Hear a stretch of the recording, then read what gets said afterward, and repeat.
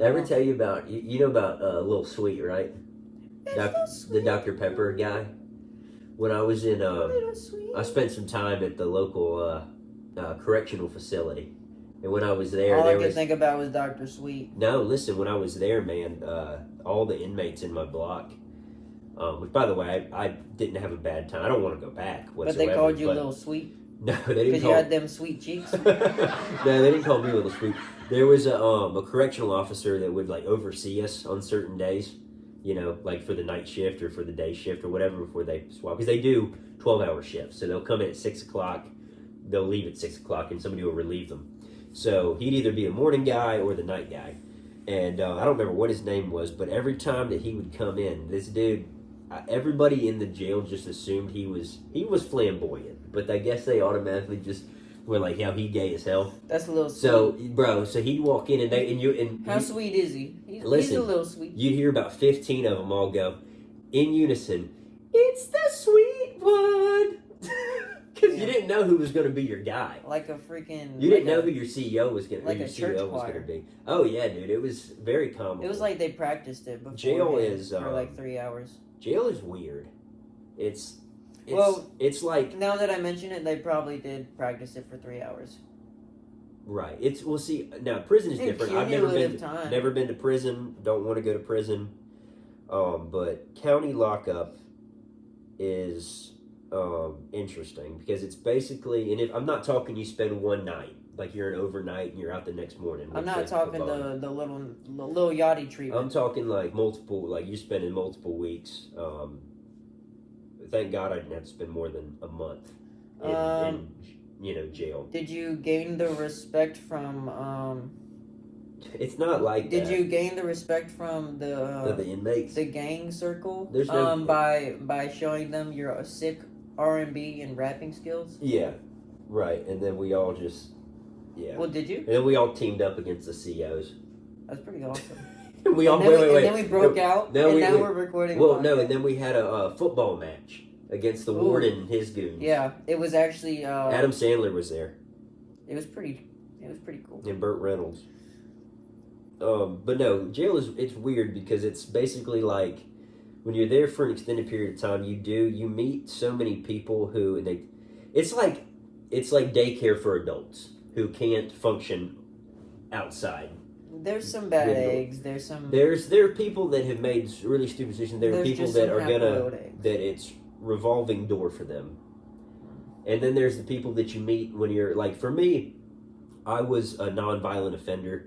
So every time I'd go in, I was automatically because you go to holding, okay, when you're first brought in, and then you go to booking, and from booking, you move to where you're gonna be for the remainder of your stay, unless you do something stupid like get in a fight, or get caught with contraband or something like that. Then you're gonna get your ass moved to solitary. What are the repercussions for getting caught like?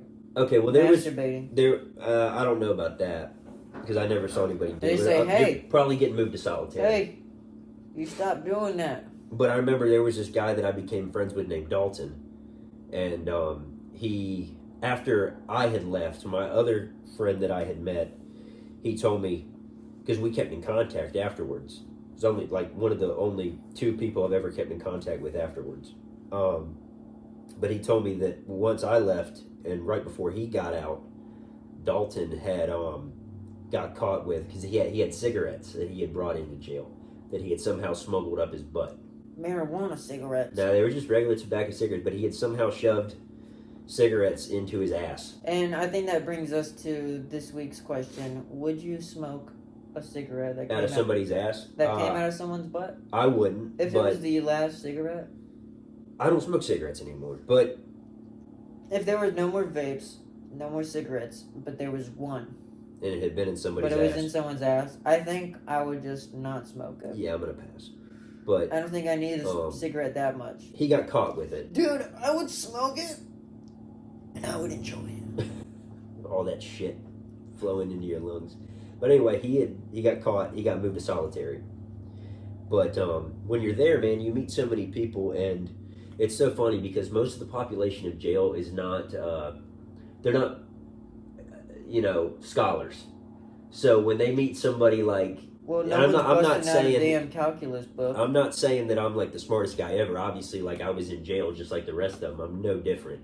But like they thought I was a fucking genius, dude.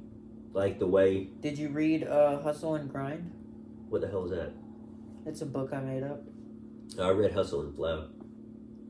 I did read two. Yeah, you did. I did read two Game of Thrones books while I was in there, and Wicked. They have a great library. Wicked. I'm so sick. Is that? Oh, it's no, Flyleaf. That's not Wicked yet. No, but that's popular. It's the same vibe. You're gonna be popular. Is that what's in Wicked? In the musical. The book isn't a musical. They made a musical off. And the is that book. like the good witch talking to the other good witch before she becomes the bad witch? Yeah, but she's trying to give her a makeover. Popular, you're gonna be popular. You snake. Charlie. So yeah, it's like adult daycare. People who can't function as adults in the outside world. And at the time I was going back and forth, it was like, I was never on drugs, I was just making really fucking piss poor decisions all the time. Just like, not thinking things through.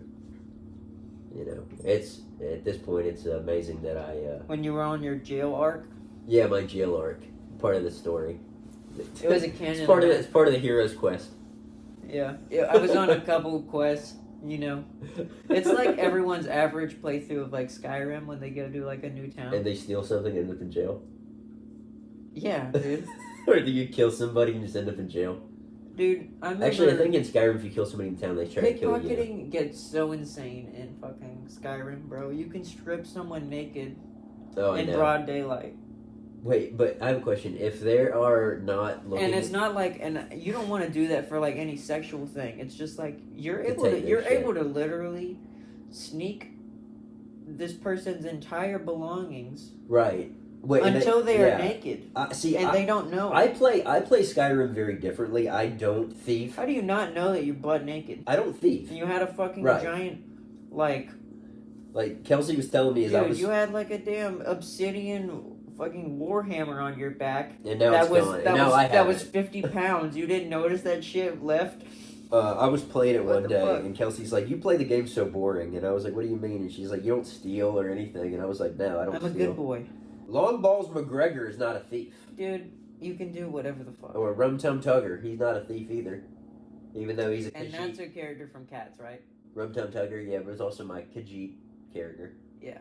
He's a fucking beast. Very appropriate. Yeah, that's a good name. Speaking of cats... Long Balls McGregor is an Irishman.